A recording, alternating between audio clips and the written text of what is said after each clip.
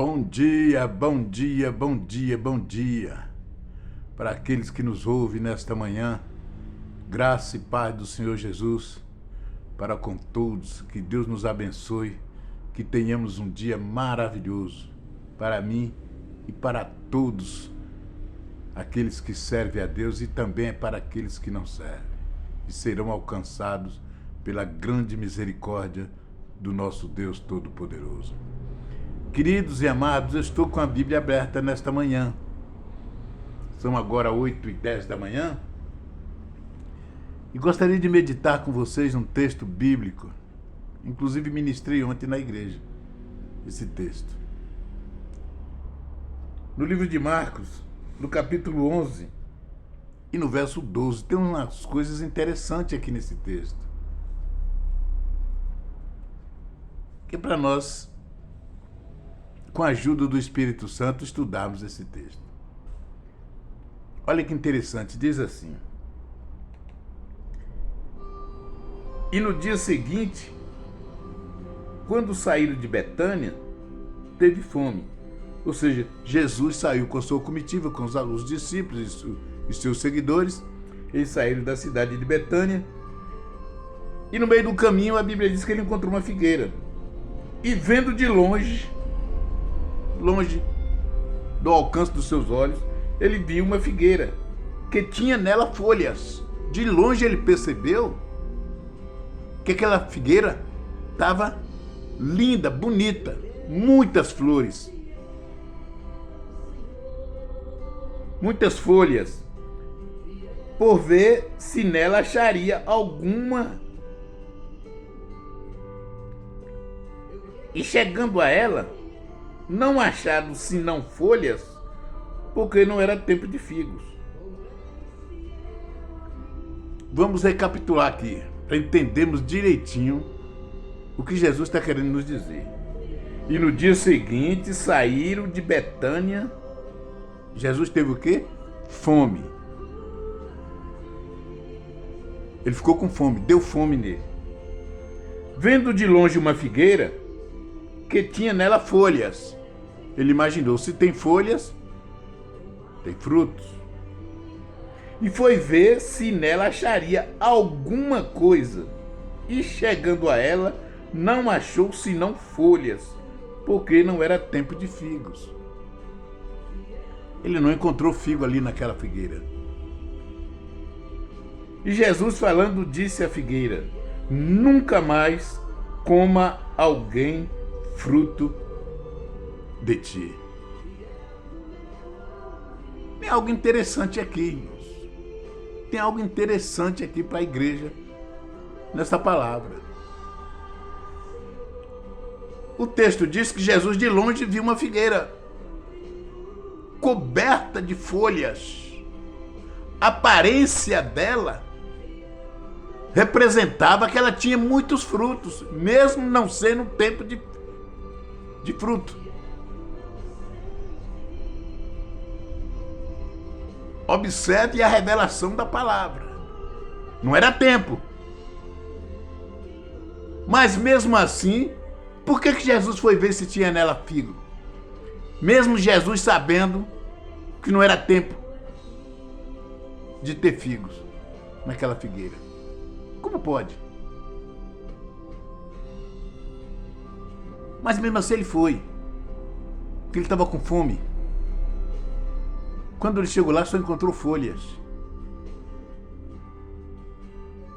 E ele lança uma palavra sobre aquela figueira: nunca mais alguém coma fruto de ti. Ou seja, ele amaldiçoou aquela figueira. O que nós aprendemos aqui, irmão, com esta palavra? O apóstolo Paulo diz que nós devemos pregar a palavra em tempo e em fora de tempo. Ou seja, o tempo inteiro. Temos que produzir frutos. Temos que produzir frutos. O cristão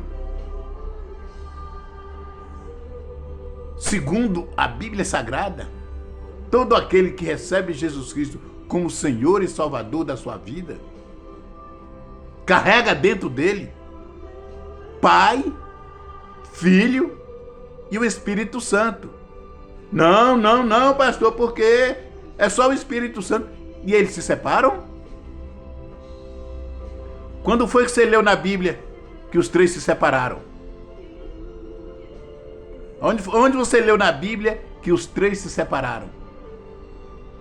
Existem manifestações diferentes. Cada um tem sua época de manifestação. Como no Velho Testamento era o Pai, no Novo Testamento era o Filho, e agora na igreja atual é o Espírito Santo. Mas eles nunca se separam. Aonde um está, o outro também está. Se era de um se manifestar, os outros dois estão presentes, mas não falam nada.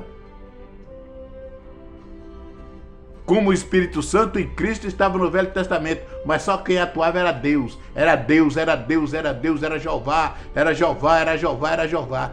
Não se ouvia falar em Cristo. O Espírito Santo vinha, capacitava os homens que Deus escolhia e voltava para os céus. Hoje, na igreja neotestamentária, o Espírito de Deus, segundo a Bíblia, Jesus disse que vou para o Pai, mas enviarei um Consolador, e Ele estará convosco para todo sempre. Mas se aonde o Filho está, o Pai, onde o Espírito está, o Pai e o Filho também está, embora isso não se manifeste. Ele está no céu, mas está dentro de nós ao mesmo tempo. Como é que se explica isso? Eu não sei. Não pergunte explicação porque eu não sei. Eu só sei que está escrito, só sei que é assim. Tem esse negócio de ficar tentando inventar coisa aí para poder ficar, né?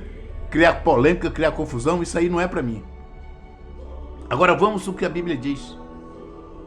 Não era tempo da figueira produzir frutos. Jesus sabia disso. Mas mesmo assim ele foi procurar frutos. Quem é que gera o fruto em nós? E a figueira não produz fruto para ela mesma. A figueira produz fruto para que outros comam. A figueira não come seu próprio fruto. A árvore dá seu fruto para que outros comam. O Espírito Santo em nós produz frutos para que outros se beneficiem. Se eu não estou produzindo fruto, é sinal que o Espírito de Deus não está em mim. Se eu não estou produzindo fruto, se a igreja, em muitos lugares por aí que se diz que a igreja, que tem nome de igreja, não está produzindo frutos, as pessoas chegam lá em busca de uma palavra, de uma direção, de uma oração. O que eles encontram? Nada. Aquele lugar só tem aparência, só tem folha, só tem beleza. O lugar é lindo, é maravilhoso, o ar-condicionado, as poltronas, quando você senta, você desce, vai lá embaixo, é um conforto terrível. Mas quando sobe lá em cima, que palavras? Não tem. Sabe o que tem? Berganha. Troca. Arranca o seu dinheiro em troca de uma bênção, de um benefício de Deus, de uma bênção de Deus. E Deus não age assim. Isso não é obra do Espírito. A obra do Espírito, primeiramente, é convencer o homem do seu pecado. As pessoas chegam lá arrebentadas, frustradas, atribuladas. A maioria das vezes é fruto de pecado. É consequência de pecado. Ele tinha que receber de lá de cima uma palavra que o confrontasse. Uma palavra que o confronte com o seu ser, com a sua mente. E dizer, como o filho pródigo diz, caiu em si. Voltarei para a casa do meu pai. Para que a pessoa caia em si e saiba que aquilo que ela está vivendo, a situação que ela está passando, foi fruto de um erro que ela cometeu, de um pecado que ela cometeu. Ou do que está cometendo, da maneira que está vivendo. Mas não tem. Deus vai te dar. Dá uma oferta de não sei quanto. Venha participar da campanha disso e daquilo outro. Que Deus vai te abençoar, Deus vai abrir as portas. E as pessoas atoladas no pecado, no erro. E a cada dia que passa fica pior. E as pessoas acreditam naquelas boboseiras que estão saindo de cima de muitos púlpitos por aí. Porque o Espírito Santo não está ali.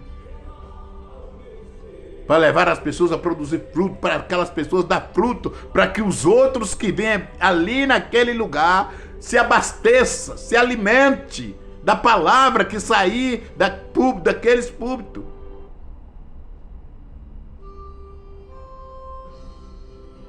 As pessoas não estão se alimentando porque não tem fruto, o Espírito de Deus não está gerando fruto nesse povo, porque ele não está na vida desse povo. As pessoas não querem compromisso com Deus. Obreiros não querem compromisso com Deus.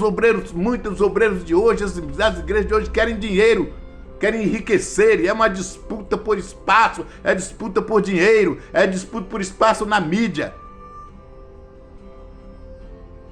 Mas não estão produzindo frutos para que outros se saciem desse fruto e sejam libertos, sejam abençoados, sejam consolados. Lembra que a Bíblia diz que o Espírito de Deus, ele é consolador.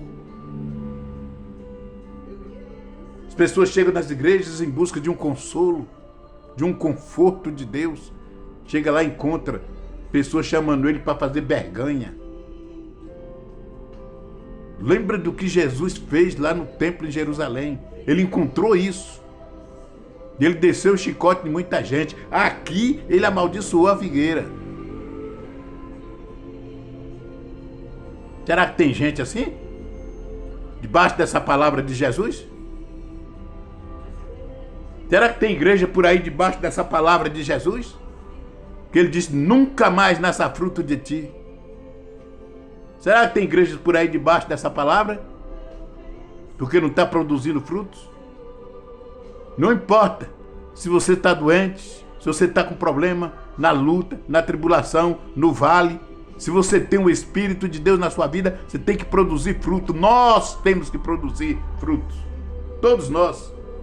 Não importa o tempo,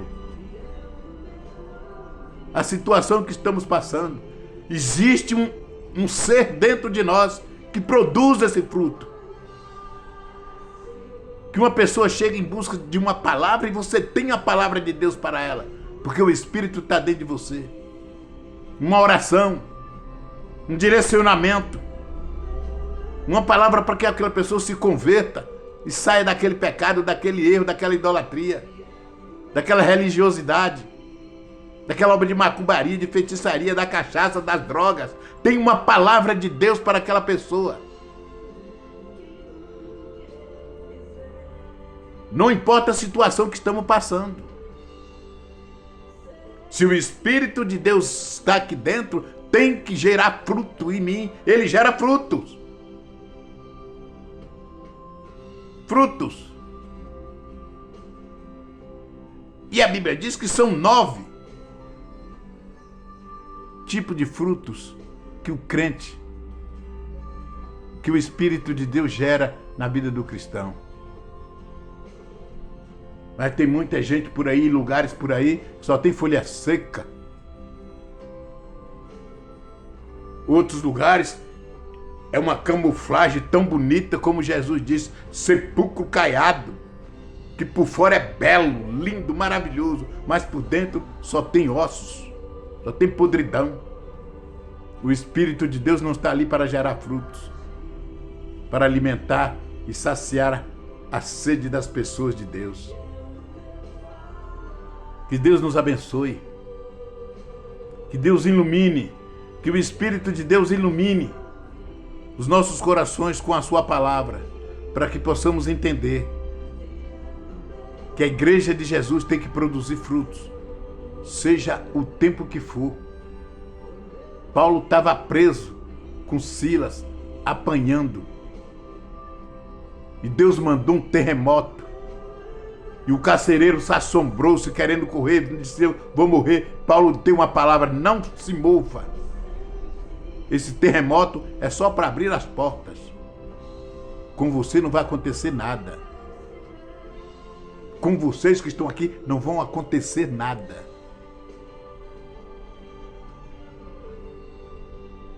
Estava preso, acorrentado, mas não o impediu dele reproduzir frutos, porque o Espírito de Deus estava neles.